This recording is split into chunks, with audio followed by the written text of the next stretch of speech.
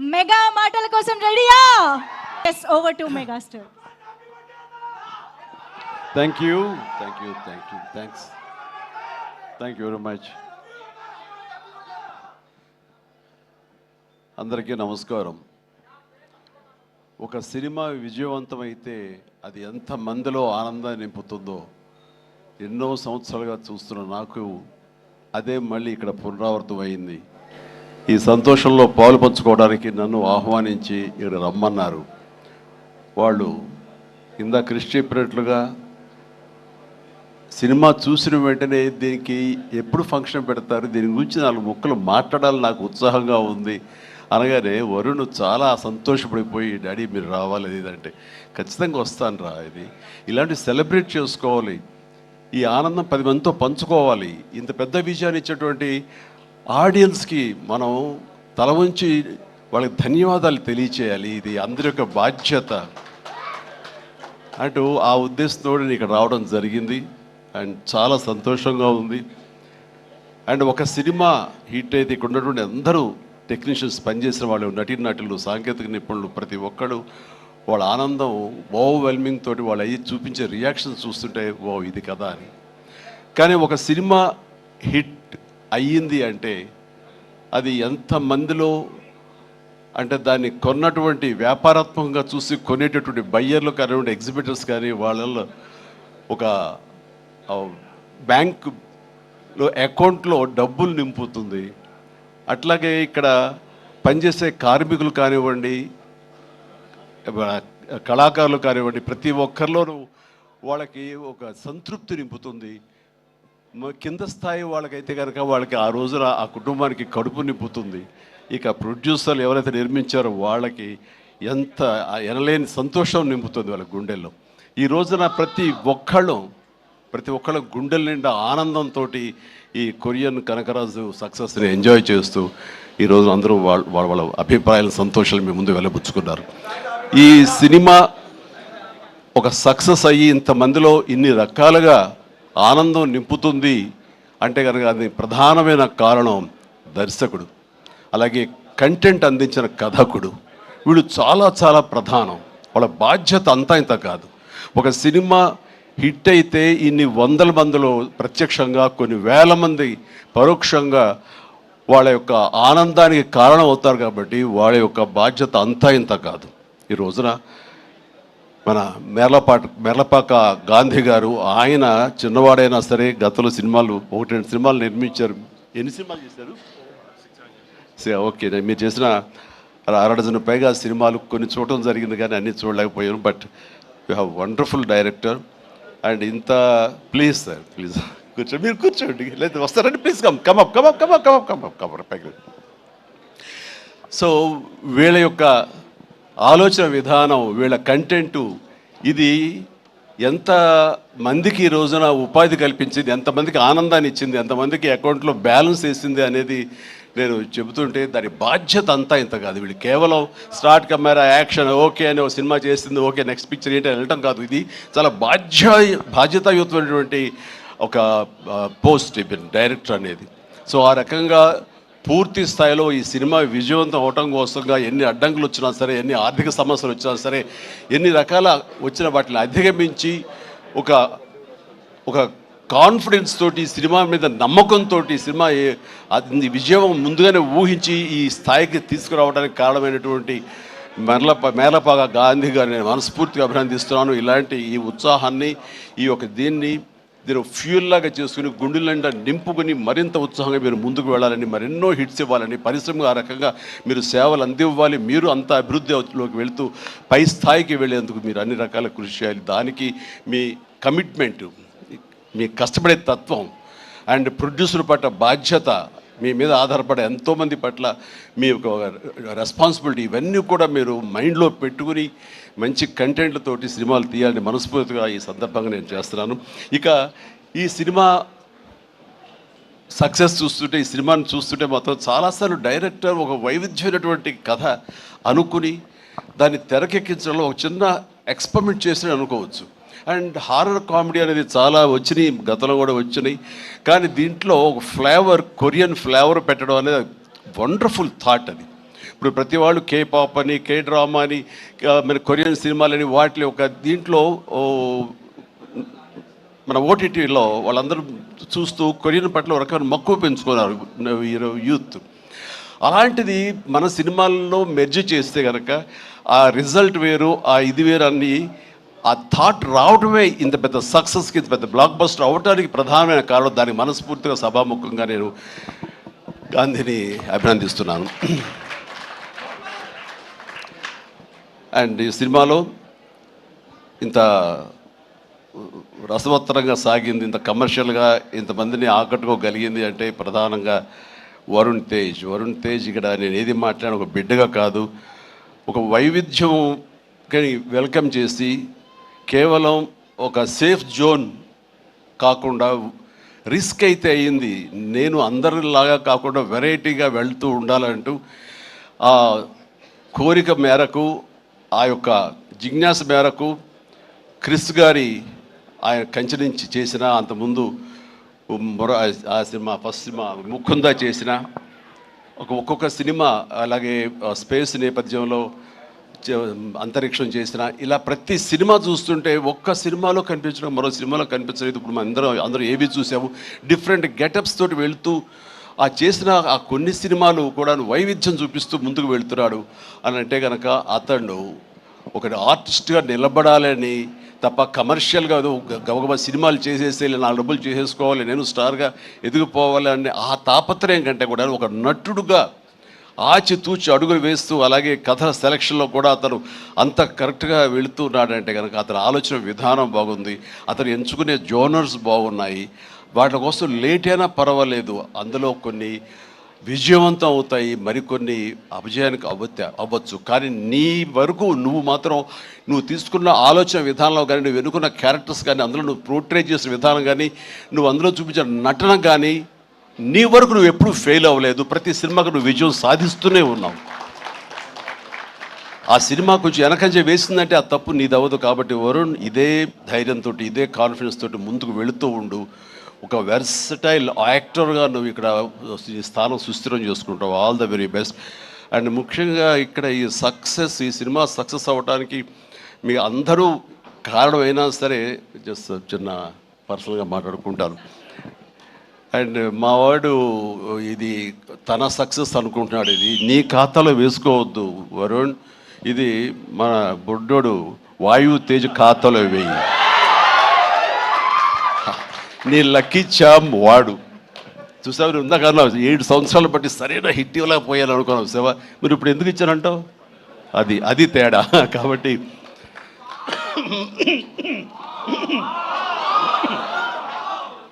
మా lucky charm వాయువు. And ఇక నెక్స్ట్ ఈ సినిమా ఇంత పెద్ద హిట్ అవ్వటానికి మరొక స్ట్రాంగ్ రీజన్ సత్య సినిమాలు వరుసగా చూస్తుంటాను. సత్య ఇక్కడ లేడు పాప, అన్ఫార్చునేట్. రావాలని చాలా ఉత్సాహంగా ఉన్నాడని నాకు చెప్పాడు మనవాడు. అండ్ బిజీగా ఉన్నాడు. ఓకే, ఇలాంటి ఈవెంట్స్ రాకపోయినా సరే ఇది ఎలాగైనా చూస్తాడు తను. ఈ పాటికే లైవ్ చూసేస్తూ ఉంటాడేమో. సత్య నువ్వు చూస్తుంటావు, నాకు తెలుసు, అర్థమైంది. ముందు నీకు షూటింగ్ ఉంది, అక్కడ షార్ట్స్ ఉన్నాయి, తర్వాత చూసుకోవచ్చు, షార్ట్లోకి వెళ్ళు. ఈ సినిమాలో చాలా బాగా చేసావు. ఎంత అంటే ఏంటి తను అని చెప్పేసి నీ కోసం ఈ సినిమా మరొకసారి కూడా చూడాలంత బాగా చేసావు. నువ్వు నాతో పాటు యాక్ట్ చేసినప్పుడు కూడా నేను అబ్జర్వ్ చేస్తుంటే నీకు లిమిటేషన్స్ లేవు నువ్వు. అంటే ఆ క్యారెక్టర్ పరంగా నువ్వు ఆ హద్దులు లేకుండా నీ మనసుకు ఏది అనిపిస్తే నీకున్నటువంటి ఆ మిమిక్ టాలెంట్ తోటి దీన్ని అల్లుకుంటూ వెళ్ళిపోతుంటావు, కొత్తగా చేయడానికి ప్రయత్నం చేస్తుంటావు. అది నీ బలం. కాబట్టి ఎలాంటి ఇన్హిబిషన్స్ లేకుండా నువ్వు చేసే విధానం ఉంది, అది ఒక వైవిధ్యంగా ఉంటుంది. ఇంతమంది చేత అలరించబడుతుంది, ఇంతమంది చేత ఆకర్షించబడుతుంది. వాళ్ళందరూ ఆశీస్సుతోటి ఇదిగో ఇలాంటి విజయాలు నీ యొక్క ఖాతాలో చేరుతూ ఉంటాయి. ఆ రకంగా నువ్వు చూపించినటువంటి ఈ కామెడీ నాకు మళ్ళీ చూడాలనిపిస్తుంది. అంత బాగా చేసావు. అఫ్కోర్స్ మనం చేసినప్పుడు కూడా నువ్వు నీ అభిమాని అండి అంటూ గతంలో మీరు ఎట్లాగా నా సినిమాల కోసం ఎన్ని చూస్తుంటావు అండ్ అవన్నీ చెప్తూ ఉంటావు, వింటూ ఉంటాను. కానీ నాకు నువ్వు ఆనందం ఇచ్చాకంటే నా శిష్యుడిగా కానీ, నా అభిమాని ఇంత స్థాయిలో ఉన్నాడన్న ఆ గర్వం ఉంది సేవ. అది నేను కొన్నా సరే ఎలాగైనా నేను మాటలు వచ్చి చెప్పలేదు, అంత ఆనందంగా ఉంది. Please keep rocking. మీరు ఇట్లా ముందుకు వెళ్తుండాలి, కానీ సినిమాలు మరెన్నో చేస్తుండాలి. అండ్ ఈ సినిమాకి ఇంజనీర్ మన గాంధీ అయితే ఐరన్ పిల్లర్స్ మన వరుణ్ తేజ్. ఈ ఐరన్ పిల్లర్ నిలబడి ఒక కన్స్ట్రక్టివ్గా ఒక కన్స్ట్రక్షన్ ఉండాలి అంటే కనుక ఆ కాంక్రీట్ ఈ రోజున సత్యాన్ని నా విశ్వాసం, నాకు అలా అనిపిస్తుంది. So the wonderful combination. ఆయన డిజైన్ చేసాడు, పిల్లర్ లాగా నిలబడ్డాడు, ఐరన్ స్ట్రక్చర్ లాగా. ఆ ఐరన్ స్ట్రక్చర్కి అందంగా ఓ రూపం కల్పించి ఇదిగో ఈ కనకరాజు, కొరియన్ కనకరాజు అనేందుకు ఒక కాంక్రీట్ లాగా నిలబెట్టి స్ట్రాంగ్ వాల్ లాగా చేయగలిగాడు. దానికి సత్య ప్రధానమైన కారణం అయితే, దానికి మరి వాళ్ళకి రంగులు అందాలు కావాలి కాబట్టి ఆ అందాలు అది ఇచ్చింది Ritika. Ritika, you day fantastic job. And నీ గ్లామరు అది చూస్తుంటే వావ్ అనిపించింది నాకు. ఆ వావ్ ఇక్కడ వాడాలంటే మీరు ఇందాక నుంచి హింట్ ఇస్తారంట. తను నిజంగానే వావ్, చాలా బాగుంది. అది కొరియన్ దీంట్లోని హుషారు కానీ ఇవన్నీ ఎక్సలెంట్ అమ్మా. తర్వాత ఇక మన ఇతర ఆర్టిస్టులు పోలిస్తే కనుక నాకు మన ఇక్కడిదాకా ఉన్నారా, వెళ్ళిపోయారు ఆయన, మురళీధరన్ గౌడ్ గారు.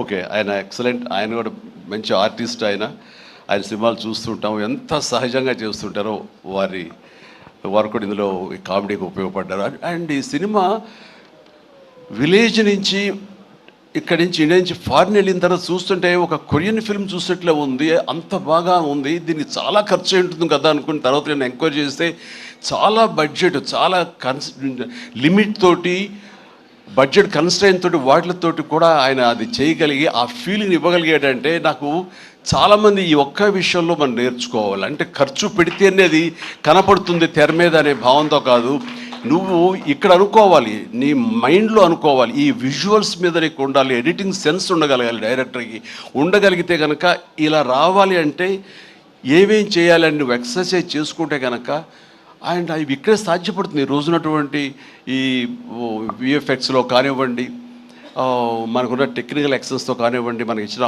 ఆర్ట్ వాళ్ళ సపోర్ట్తో కానివ్వండి, చాలా చేయొచ్చు. కాస్ట్ ఎఫెక్ట్ తోటి చాలా బాగా చేయొచ్చు. ఈ సినిమా అందరూ ఊహించడం అంత రిచ్ సినిమాగా ఉంది కదా, కొరియా వెళ్ళిపోయి చేస్తారంటే అది అంత అవ్వాల్సినంత ఖర్చు అవ్వకుండా లిమిట్లో చేయగలిగాడంటే తన ప్లానింగ్, తన భయం, భక్తి, ప్రొడ్యూసర్లు బతకాలి, మనతో పాటు ప్రొడ్యూసర్లు 4 డబ్బులు చేసుకోవాలి, అంతేగాని ప్రొడ్యూసర్ని నలిపేసేసి వాళ్ళు స్క్వీజ్ చేసేసి సినిమాలో చూపించి తద్వారా తన పేరు తను కనిపించాలనే ప్రయత్నం చేయకుండా ఆ రకంగా తను ఈ సినిమాని చేశాడు. ఇది ఒక బెస్ట్ ఎగ్జాంపుల్గా నేను అనుకుంటున్నాను, as for as the director is concern, film making is concern. And days కూడా తక్కువలో చేయగలిగారు. మీరు ఫస్ట్ సక్సెస్, ఇప్పుడు ఈ సినిమా హిట్ అయిన తర్వాత ప్రేక్షకులకు వెళ్ళిన తర్వాత వాళ్ళు అందించిన విజయాన్ని మన విజయంగా కాదు, బిఫోర్ రిలీజ్ ఇట్ సెల్ఫ్ మీరు సక్సెస్ సాధించారు. దీన్ని బడ్జెట్ పరంగా అయితే కానీ లిమిటెడ్ టైంతో మీరు చేయటం కానీ దానికి నిజంగా మనస్ఫూర్తిగా అభినందిస్తారు. అండ్ ప్రతి వాళ్ళు ఇలాగే ఆలోచిస్తే కనుక నిజంగా సినిమా సక్సెస్ తగ్గిపోతున్నాయనే దీంట్లో ప్రతి వాళ్ళు కూడా నువ్వు ఇది నేర్చుకోవాల్సినటువంటిది, అమలు చేసుకోవాల్సిన విషయం. ఈ సంవత్సరం నిజంగా ఫస్ట్ హాఫ్ చూసిన తర్వాత బిగినింగ్ ఫిలిమ్స్ మంచి హిట్లు అయినాయి, బాగున్నాయి. ఆ తర్వాత మళ్ళీ ఈ జూన్ జూలై వరకు సినిమాలు ఏది పెద్దగా హిట్ అవ్వడం చూస్తుంటే సెకండ్ హాఫ్ ఎలా ఉంటుందో అనుకున్నావు. ఈ ద్వితీయార్థంలో బెస్ట్ పెద్ద సినిమా హిట్ అవడంతో ఫాలోడ్ బై మా ఇంటి బంగారం, అలాగే లెనిన్, ఆ తర్వాత చెన్నై లవ్ స్టోరీ, ఇట్లా ఇదిగో ఇప్పుడు ఈ కొరియన్ కనకరాజు. అంటే ఈసారి వండర్ఫుల్ ఆడియన్స్ రారు, వాళ్ళకి ఓటీటీలకి ఫిక్స్ అయిపోయారు.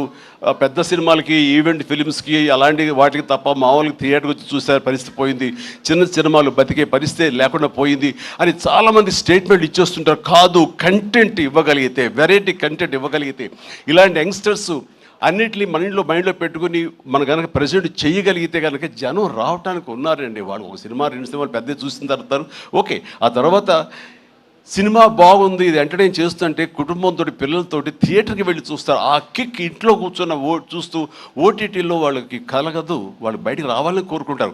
వాళ్ళు బయటకు వచ్చి థియేటర్లో సినిమాలు చూసే రేంజ్కి మనం ఏమి ఇస్తున్నాం, వాళ్ళకి ఏం ప్రజెంట్ చేస్తున్నాం అని మనం ఆలోచించగలిగితే కనుక దానికి భయపడాల్సిన అవసరం లేదు. ఇదిగో ఈ సంవత్సరంలో వరుస సినిమాలు వస్తూనే ఉన్నాయి, పెద్ద సినిమా, చిన్న సినిమా, దాని బడ్జెట్ అంతా అది ఈవెంట్ ఫిల్మా లేకపోతే అనే కాదు, ఒక ప్రేక్షకుల్ని అలరించాలి, హెల్దీ ఫిల్మ్స్ తీయగలగాలి. అందులో ఈ సినిమా ఈ మా హిట్ అనేది మీరు నమోదు చేసుకోవడం, మీ ఖాతాలో వేసుకోవడం అనేది రియలీ అది డిజర్వ్ ఇట్. అండ్ ఈ సినిమాకి పనిచేసేటువంటి ఇతర నటీనటులకు, అలాగే మన కెమెరామెన్గా చెప్పారు సంజయ్, మనోజ్ గారు అండ్ ఎస్ఐ మనోజ్, మీ గురించి వినాలి, మీరు అమెరికాలో ఉండేవారని. And please and all the very best. And అలాగే ఎడిటర్ గారికి, వాళ్ళకి ఇంక వీళ్ళందరికీ చెప్తుంటే మా తమ్మని ఏంటి అన్నయ్య నా గురించి అక్కడ మాట్లాడారు, నా హృదయానికి దగ్గరైన మనిషి. అండ్ అలాంటి తమ లెక్క తమ్మని మళ్ళీ కష్టం కూర్చొచ్చు. Please, I love you my boy, I love you. తమన్ను ఒక ఎనర్జీ బండిల్ ఆఫ్ ఎనర్జీ అండి. ఎప్పుడో బోరు కొట్టి తమ్మనికి ఫోన్ చేసి ఎలా ఉన్నా తమ్ముడు, అనయా ఏంటన్నా చెప్పన్నా వచ్చేయమంటావా, రావు సదా కాసేపు ఇది అని తనతోటి ఇప్పుడు ఈ సినిమా చేయబోతున్నాను. ఆ సినిమా పేరు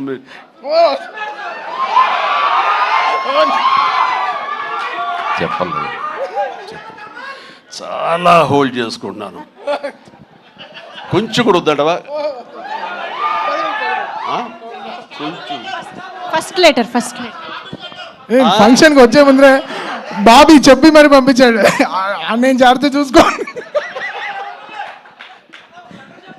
ఓకే, వాళ్ళకి హింట్ ఉన్నప్పుడు ఆపుకోలేకపోతున్నాను, బలవంతంగా ఆపుతున్నాడు చెప్తాను నేను. Okay, all right. అండ్ ఇందాక డైరెక్టర్ గారు అన్నట్లుగా మేము ఒక బొమ్మను తయారు చేసావు, దానికి ప్రాణం పోసావు నువ్వు అని. నిజంగా ప్రాణ ప్రతిష్ఠ చేసేటటువంటి అద్భుతమైనటువంటి ఒక టెక్నీషియన్ మనం తమన్. నేను ఇదే మాట అన్నాను, మాకు ఈ సినిమా అన్ని రకాలుగా మేము చేసాము అని. నాకు ఈ మధ్యకాలంలో మేము చేసినటువంటి గాడ్ ఫాదర్ సినిమాలో, అండ్ తమన్ నిన్ను నమ్ముతున్నాను, దీనికి ప్రాణ ప్రతిష్ఠ నువ్వు చెయ్యాలి, దీనికి ప్రాణం పోయాలి, దీనికి ఆరో ప్రాణం నువ్వే అవ్వాలి అని అన్నందుకు ఆ సినిమాలో తను చేసి ఆ బీజిఎమ్స్ అవి అంత అత్యద్భుతంగా ఇచ్చాడు ఆ సినిమాలో. అండ్ దానికి ఇప్పుడు మళ్ళీ ఈ సినిమా మన రాబోయే కొత్త సినిమా 158 అలాగే అంతా కష్టపడి కంగారు అదే ఛాన్స్ ఇవ్వట్లేదు.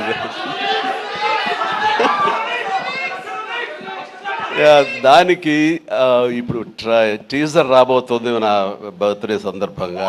దానికి ఇది ఆపలేవు నువ్వు, ఇంకా ఏమి చెప్పకుండా అంటే కష్టం అవుతుంది, ఇంకా చిరాకు తెప్పిస్తారు ఎంత. సో దా టీజర్ అనేది కొల్లి బాబీ చాలా అద్భుతంగా కట్ చేసినాడు. దానికి తను ఇస్తున్న బీజిఎమ్స్ అనేది అదొక లెవెల్లో ఉంటుంది. ఖచ్చితంగా మీరు ఆ రోజున మీరు వెయిట్ చేయండి, ఆ సినిమా ఆ ట్రైలర్ ఎంజాయ్ చేస్తూ తద్వారా మీరు బాగుంది అంటే అదే మీరు నాకు ఇచ్చే బర్త్డే విషెస్. తమన్ మనస్ఫూర్తిగా ఈ సినిమాలో నీ వర్క్ గురించి ప్రత్యేకంగా చెప్పక్కర్లేదు, అత్యద్భుతంగా చేసావు, ప్రతిదీ బాగుంది. అండ్ కొన్ని ఎలివేషన్స్ నువ్వు ఇచ్చినప్పుడు అంతా ఇంతగా తను ఒక సాదాసీదా ఒక విలేజ్ బాయ్ నుంచి వాడు ట్రాన్స్ఫార్మ్ అయ్యి ఒక కొరియన్ వాడు ఆవహించిన తర్వాత తన స్వాగ్, తను బయట తీసుకోవడం, తన సిగార్ కాల్చడం, ఇవన్నీ చూస్తున్నప్పుడు వెనకాల నువ్వు కనపడుతున్నావు సైమల్టేనియస్గా. అండ్ అత్యద్భుతం, ఇద్దరు పోటాపోటీ పడి మీరు కనిపించిన తీరు, ఆ సీన్ను అత్యద్భుతంగా మేము ఎంజాయ్ చేస్తుంది మాత్రం hats off and really I appreciate. ఇక ఎవరి గురించి మర్చిపోయింది క్షమించండి. ప్రతి ఒక్కరికి నా హృదయపూర్వక అభినందనలు. మీరందరూ ఎక్సలెంట్గా చేశారు. కాసర్ల గారు, అలాగే బాయ్ మీరు కూడా. అండ్ అఫ్కోర్స్ మీ గురించి ఇప్పుడే యూసఫ్ గారండి, దావూద్ గారు. అండ్ మీరు కూడా వెనక స్క్రీన్ ప్లేలో మీ యొక్క పాత్ర ఉందని విన్నారు. అట్లాగే ఎవరు ఇందాక నుంచి హాసిని అని తర్వాత ఐశ్వర్య అంటారు. మీరు ఎవరో తెలియదమ్మా, కానీ ఇది అందరూ మీ గురించి మాట్లాడుతున్నారు. మీ ప్రత్యేకత ఏంటో నేను కాస్ట్యూమ్స్ డిజైనర్. ఓ సారీ, ఓకే, మా ప్రొడ్యూసర్ వైఫ్. ఓకే, సో మీకు కూడా నా కంగ్రాచులేషన్స్. అండ్ ఈ రోజున క్రేష్, మీరు ముందు నుంచి కూడా మీరు రాజీవ్ రెడ్డి గారి కాంబినేషన్లో మీరు సంస్థ పెట్టడం ఏంటి, దాంట్లో మీరు సినిమాలు తీయటం, మీకు నచ్చింది సినిమా ఎంత పెద్ద హిట్ అయింది ఏంటి అనేది కాదు, సినిమాలు చేస్తూ ఉండాలి, మా ప్యాషన్ ఏంటో మీకు తెలుస్తుంది. బట్ ఈ నేపథ్యంలో మీరు అట్లా ధైర్యంతో మీరు ముందుకు అలా వెళుతూ ఉన్న ఈ ప్రయత్నంలో హిట్ అనేది ఇన్విటబుల్, అది ఈ రోజున ప్రూవ్ అయింది. అండ్ నిర్మాతగా రాజీవ్ రెడ్డి గారికి అండ్ ఆయన ఫ్రెండు కో ప్రొడ్యూసర్గా నీకు, అలాగే మరొక ప్రొడ్యూసర్స్గా ఉన్నటువంటి మా కుర్రవాళ్ళు విక్కీ అండ్ యూవి క్రియేషన్స్, వంశీ, వీళ్ళందరికీ హృదయపూర్వక అభినందనలు. ఈ సినిమా హిట్ అవ్వడం అనేది ఇంతమందిలో ఆనందం కలిగిస్తున్నందుకు ఈ కారణమైనటువంటి ప్రతి ఒక్కరికి, చిన్న పెద్ద అందరికీ నా హృదయపూర్వక నా సంతోషాన్ని తెలియజేస్తూ నా అభినందనలు తెలియజేస్తున్నాను. ముఖ్యంగా ఇలాంటి సినిమాలు ఆదరించినందుకు మీ ప్రోత్సాహానికి, ఆడియన్స్కి మనస్ఫూర్తిగా thank you so much. I love you all.